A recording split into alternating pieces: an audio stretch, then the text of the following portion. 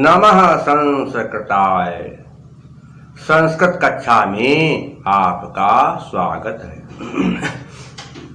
मैं प्रतीत Ram, assistant professor, Shri Gandhi महाविद्यालय, सिधौली, सीतापुर।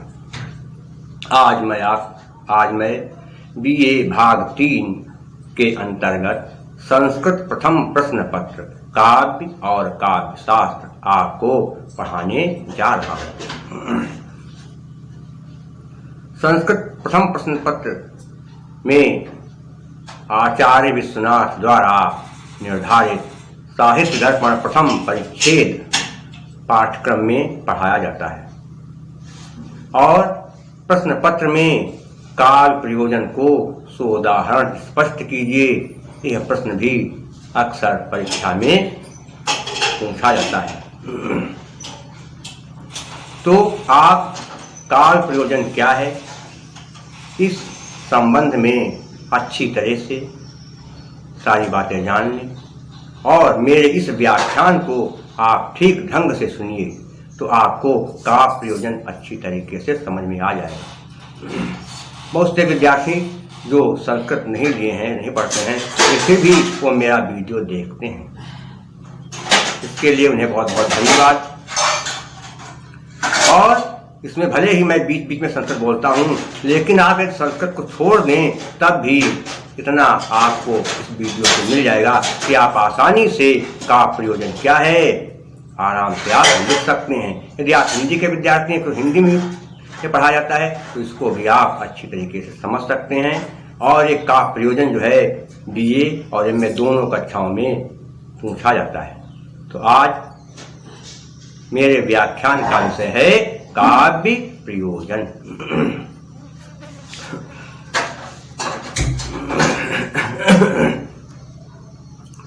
प्रयोजन मनुदेश्य मंदो अपि न परवर्तते।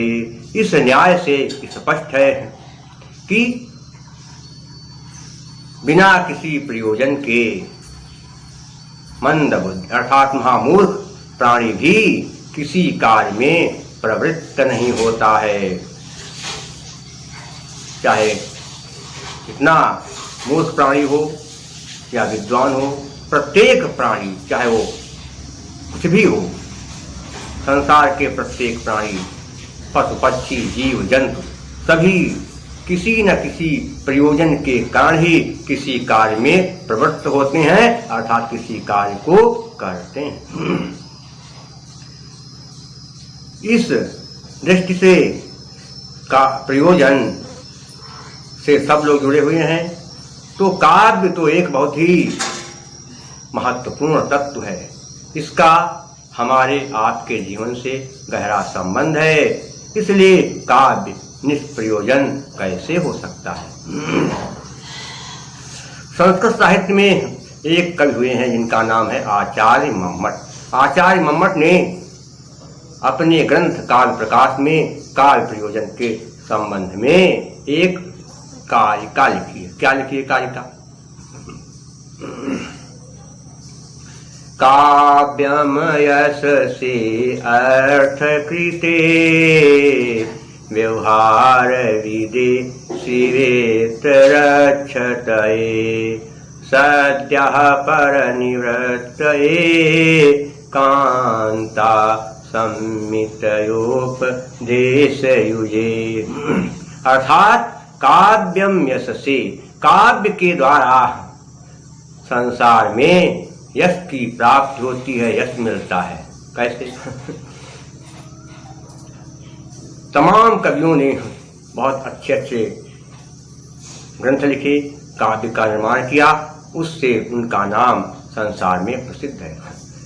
महर्षि वाल्मीकि, व्यास, कालिदास, भारवी, माघ, दंडी, माणभट्ट,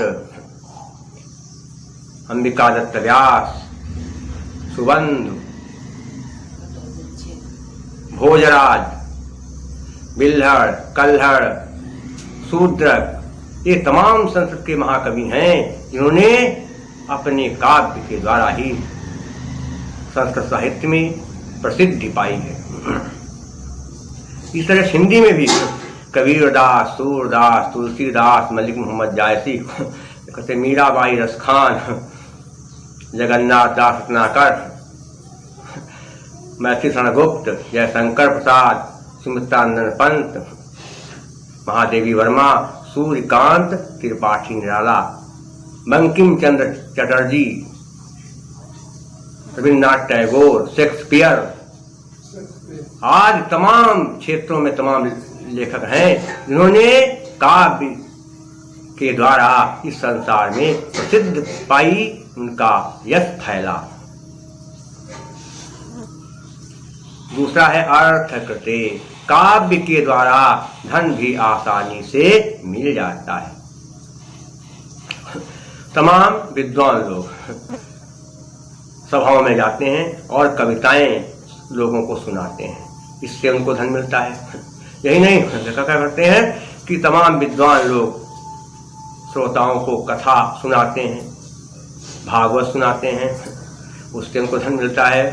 यही नहीं, तमाम लोग भजन मंडली बना लेते हैं, कीर्तन मंडली, और बिरहा गाते हैं, तो तमाम प्रकार के गान से लोग जुड़ते हैं, उसके बदले में उनको धन मिलता है। प्राचीन काल में तमाम कवि राजाओं के दरबार में रहते थे और राजा कवियों को काव्य पाठ के बदले में बहुत सारा धन देते थे, उनका सम्मान करते थे।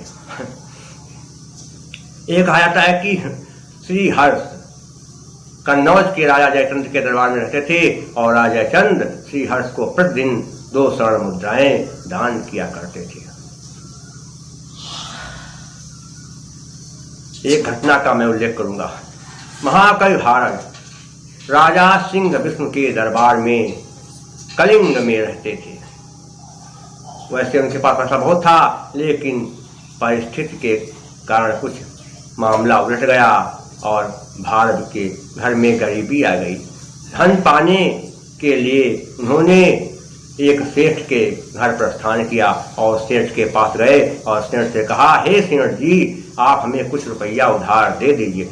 सेठ ने कहा, मैं रुपया उधार तो देता हूँ, लेकिन मेरी शर्त यह है कि मैं उधार के बदले में कुछ न कुछ गिरवी रखता हूँ, कुछ रखने के लाए हो।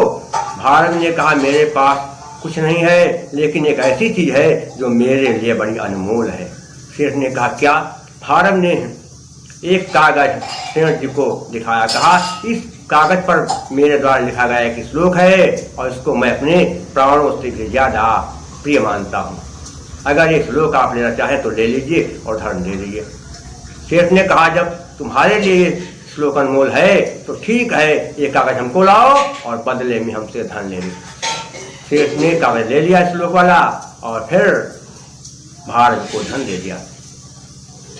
इसके बाद सेठ जी व्यापार करने के लिए बाहर चले गए और उस समय जब सेठ जी गए, उनकी पत्नी गर्भवती हो चुकी थी और सेठ जी बेचारे 18 साल बाद व्यापार करके घर आए, बीच में आए ही नहीं। और सेठ जी जब व्यापार के घर आए, घर के अंदर घुसे तो उन्होंने देखा कि उनकी पत्नी किसी नवयुवक के साथ लेटी हुई है। सेठ जी को बड़ा गुस्सा गया, सोचा ये उल्टा बहुत गुलछर्रे उड़ा रही है और मेरी अनुपस्थिति में उल्टे सीधे अनैतिक काम कर रही है। मैं अभी इन दोनों को मार डालूंगा, ना रहेगा बांस ना बजेगी बांसुरी। ये सोच करके सेठ जी ने दोनों को मारने के लिए जैसे ही हथियार उठाया, तुरंत उनकी निगाह उसी कमरे में भारत द्वारा जो श्लोक कागज में लिखा गया था, वो कागज दीवार पर चिपका हुआ था। सेठ जी ने वो श्लोक पढ़ा, क्या था? सहसा विदधीत न क्रियाम विवेकः परमापदाम पदम रणते हि विमृशिकारिणम् गुणलब्धा स्वयमेव संपदः। अर्थात बिना सोचे समझे, बिना विचारे अचानक कोई काम नहीं करना चाहिए, क्योंकि ऐसा करने से बहुत भारी संकटों का कभी कभी सामना करना पड़ जाता है। जो व्यक्ति सोच विचार करके काम करता है, उसको लक्ष्मी जी स्वयं आकर के वर्ण कर लेती हैं, चुन लेती हैं। शेर जी ने कहा बात तो सही है, ला पहले लोग करते जगाए, फिर पूछे क्या मामला है। शेर जी ने तुरंत पत्नी जगाया और कहा, अरे दुष्टा नालायक, तू मेरी अनुपस्थिति में गुलछर्रे उड़ा रही, मौज मस्ती कर रही है, तुझको शर्म नहीं आ रही है, किसके साथ लेटती है? उसने कहा, स्वामी आप क्यों इतना आग बबूला हो रहे हैं? ये कोई दूसरा नहीं है, ये अपना पुत्र है। जब आप गए थे तब मैं गर्भवती थी और आज 18 साल बाद आप लौटे हैं, तो ये बच्चा हमारा 18 साल का हो गया है। शेर जी ने कहा, भारत जी की वजह से आप दोनों की जान बच गई और मैं महापाप से बच गया। इसके बाद भारत जी शेर जी को के पास गए और उनको धन देते हुए कहा कि शेर जी ये धन ले लीजिए, मैं आपसे उधार ले गया था और मेरी धरोहर लौटाइए। शेर जी ने कहा, हे भारत भाई, अब मैं आपको ये श्लोक नहीं लौटाऊंगा, क्योंकि ये श्लोक वास्तव में अनमोल है। आज इसकी वजह से मैं महापाप से बच गया, और श्लोक तो मैं दूंगा नहीं, तुमको मैं अलग से और रुपया दे रहा हूँ। भारत से शेर जी ने रुपया कुछ नहीं लिया और उनको उल्टे और तमाम धन दिया और फिर उनको विदा किया। तो ये क्या है? धन प्राप्ति का एक साधन है। और भी तमाम तरीके से लोग जो है धन कमाते हैं, कविताएं लिखते हैं, काव्य लिखते हैं, महाग्रंथ लिखते हैं, और फिर क्या करते हैं, उनको प्रकाशित करवाते हैं। और जब उनके ग्रंथों का आखिर से प्रकाशन होता है तो प्रकाशक के बदले में उनको तमाम रुपया देते हैं। व्यवहार विधेय, काव्य के द्वारा हमें व्यवहार का ज्ञान होता है, हमें किसके साथ कैसा और कब व्यवहार करना चाहिए, इसका अच्छा ज्ञान हमें काव्य ही करा सकता है। हमें अपने माता पिता के साथ कैसा व्यवहार करना चाहिए, अपने गुरु के साथ कैसा व्यवहार करना चाहिए, अपनी पत्नी के साथ कैसा व्यवहार करना चाहिए, पुत्र के साथ कैसा व्यवहार करना चाहिए, मित्र के साथ कैसा व्यवहार करना चाहिए, स्वामी के साथ और पुत्र और सेवक के साथ कैसा व्यवहार करना चाहिए, इस बात का अच्छी तरीके से ज्ञान कराने के लिए अगर कोई साधन है तो वह काव्य है। एक घटना का मैं उल्लेख कर रहा हूँ। बाणभट्ट के ससुर का नाम था मयूर। उन्होंने एक रात बहुत सुंदर कविता लिखी। सोचा किसको सुनाए, क्योंकि संसद का मामला सब समझ ही नहीं पाएंगे। तो बेचारे सो गए और ब्राह्म मुहूर्त में ही अपने दामाद बाणभट्ट के दरवाजे पर पहुंच गए।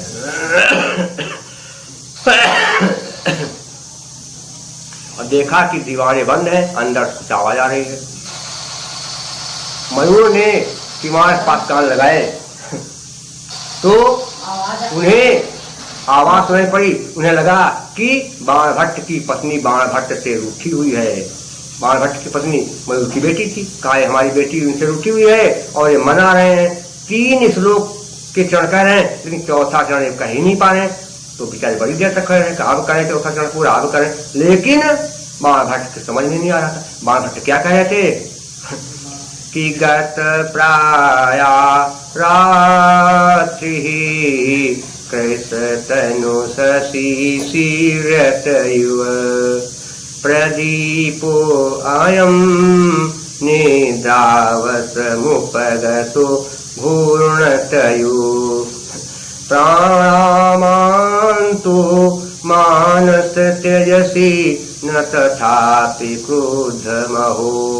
हे प्राण प्यारी, रात बीत रही है, नक्षत्र आकाश से गायब हो रहे हैं और पक्षी भी अब चहचहाने लगे हैं, उड़ने लगे हैं और दीपक की लौ धीमी पड़ रही है। हे मेरी प्राण प्यारी, मैं तुमको प्रणाम करता हूँ, तुम्हारी वंदना करता हूँ, मान जाओ, गुस्सा छोड़ दो। ये बार बार बार कर और चौथा को सुनाई समझ नहीं आता। तो अब तक मयूर से रहा नहीं गया। बाहर से उन्होंने क्या कहा, कुछ प्रत्यासत्या हृदयमपि ते चंडी कठिनम। अर्थात कठोर स्तनों के पास रहने से लगता है तेरा हृदय भी कठोर हो गया है। ये बात जैसे बाणभट्ट ने सुनी तुरंत दौड़े पड़े और सामने देखा मयूर खड़े। कहा अच्छा आप आए हैं और आप जो है ये अश्लील शब्द बोल रहे थे। अश्लील शब्द बोल करके आपने अपने पद के विरुद्ध आचरण किया है। आपने अपनी पुत्री को उल्टा सीधा कहा है, इसलिए मैं आपको श्राप देता हूं कि आप कोढ़ी हो जाएं। मयूर ने कहा, मैं तुम्हारा ससुर हूँ, पिता के समान हूँ, और तुमने न मेरा स्वागत किया न सत्कार, अच्छी तरीके से बातचीत भी नहीं किया, इसलिए मैं भी तुमको साथ दे रहा हूँ कि अगर मैं कोढ़ी हो जाऊंगा तो मेरे साथ तुम भी कोढ़ी हो जाओगे। दोनों एक दूसरे के साथ से कोढ़ी हो गए और फिर कोढ़ से मुक्ति पाने के लिए दोनों ने पंडितों से उसका उपाय पूछा।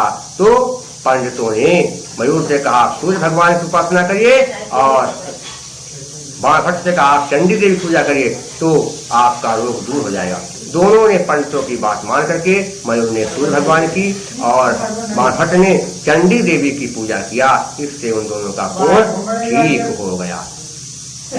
इसके बाद हाँ एक और है, व्यवहार का ज्ञान होता है किससे? काव्य के द्वारा। कहाँ किससे का? शिवेतरक्षतये, शिव माने होता है मंगल, और इतर माने अलग। मंगल से अलग क्या हो? जब उसका अपोजिट हो, नहीं उसका विपरीत, तो होता है अमंगल। काव्य के द्वारा अमंगल का भी नाश होता है। अभी आपको बताया कि जब महाकवि मयूर बाणभट्ट के साथ से कोढ़ी हो गए और बाणभट्ट मयूर के साथ से कोढ़ी हो गए, तो कोढ़ से मुक्ति पाने के उन दोनों ने सूर्य सत्कम और चंडी सत्कम की रचना किया, जिससे उनका कोढ़ का रोग दूर हो गया।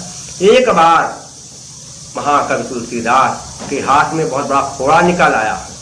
उन्होंने बहुत उसका इलाज किया, लेकिन फोड़ा ठीक नहीं हो रहा था। तो तुलसीदास जी ने हनुमान जी की पूजा किया और हनुमान बाहु ग्रंथ लिखा, इससे उनका फोड़ा ठीक हो गया। यदि आपने श्रीमद् भागवत महापुराण की कथा सुनी होगी तो उस कथा में सुना जाता है कि एक धुंधुकारी नाम का ब्राह्मण था। उसने महापाप किए थे और फिर उसकी वैश्याओं ने हत्या कर दिया, और हत्या होने के बाद जब वो मर गया तो प्रेत बन गया, लेकिन उसका उद्धार नहीं हुआ। तो गोकर्ण ने धुंधुकारी को श्रीमद् भागवत महापुराण की पावन कथा सुनाई, और श्रीमद् भागवत महापुराण की पावन कथा को सुन करके धुंधुकारी का उद्धार हो गया। यही नहीं, ये माना जाता है कि धुंधुकारी का उद्धार काव्य के द्वारा हुआ था।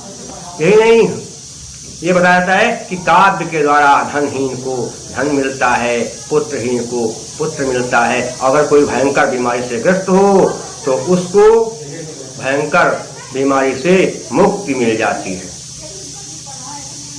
तो इस तरह से काव्य के द्वारा अमंगल का नाश होता है।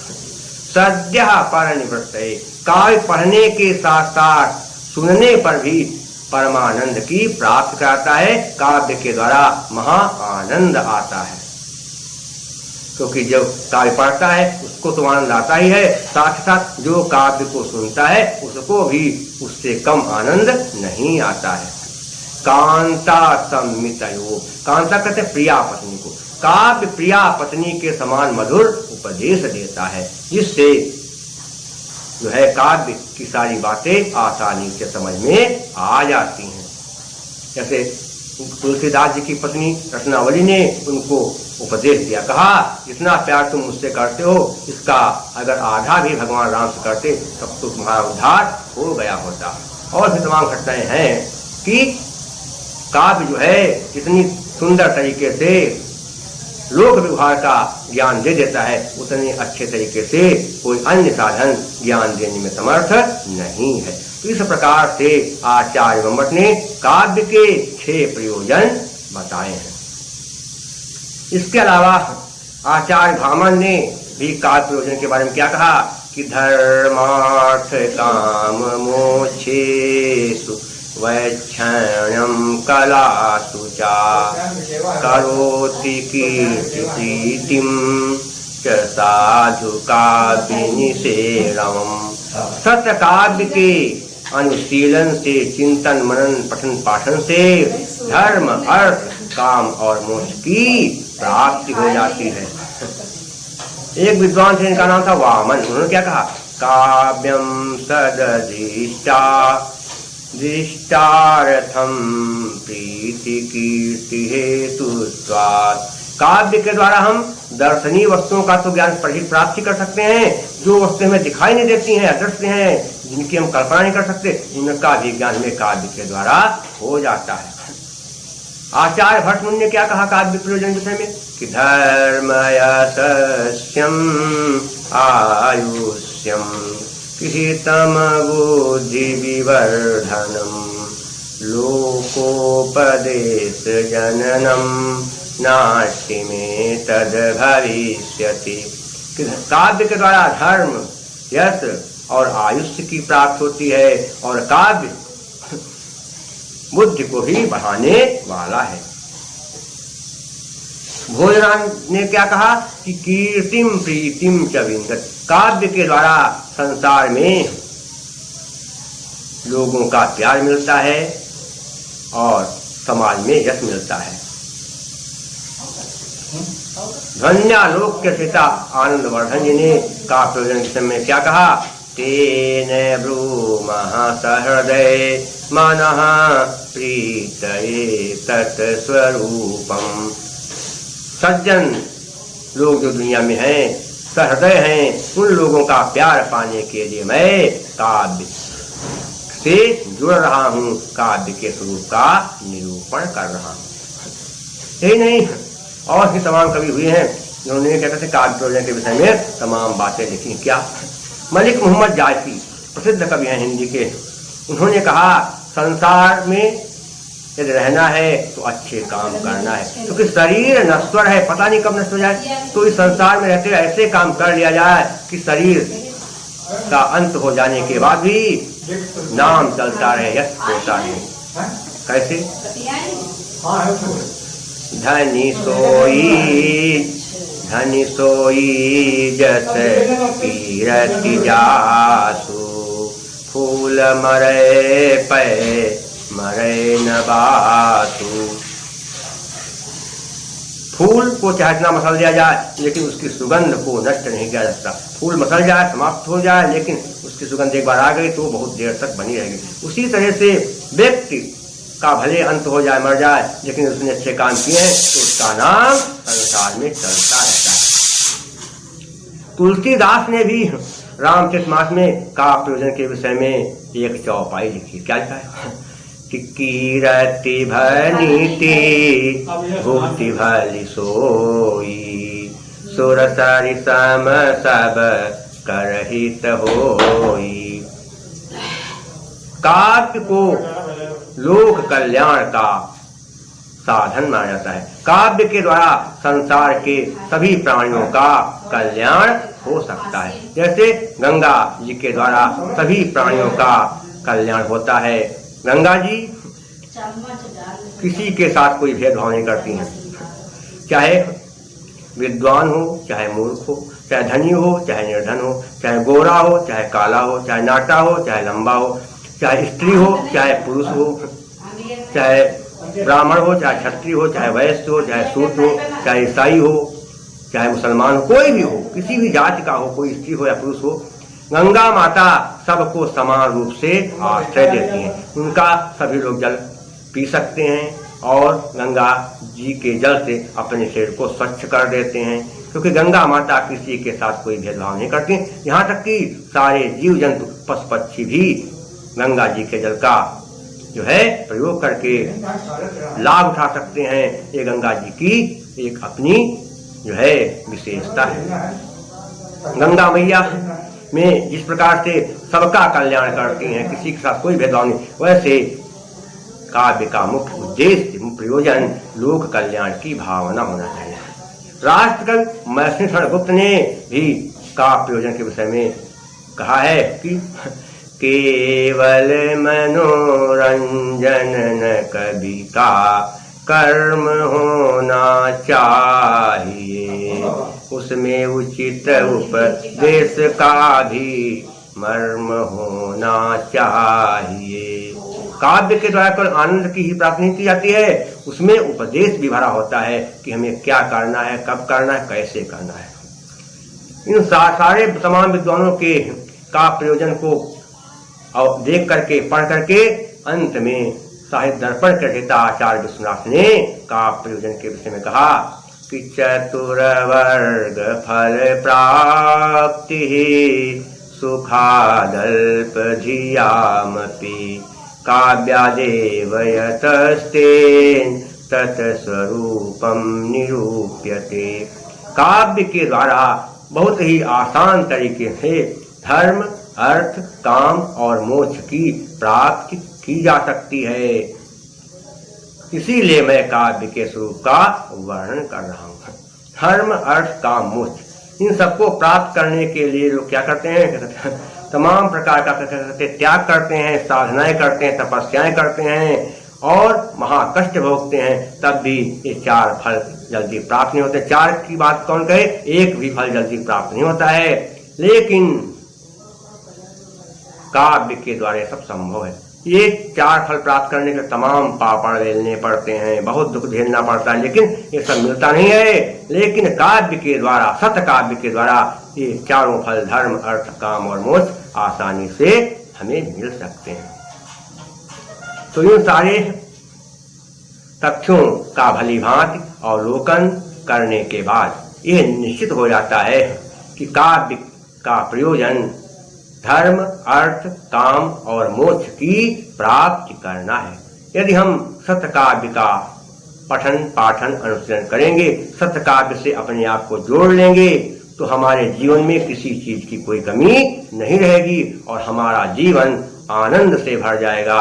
हमें वो सब चीजें मिल जाएंगी जिनको हमें जरूरत है और हमारा जीवन भी बड़ा कल्याणमय बन जाएगा।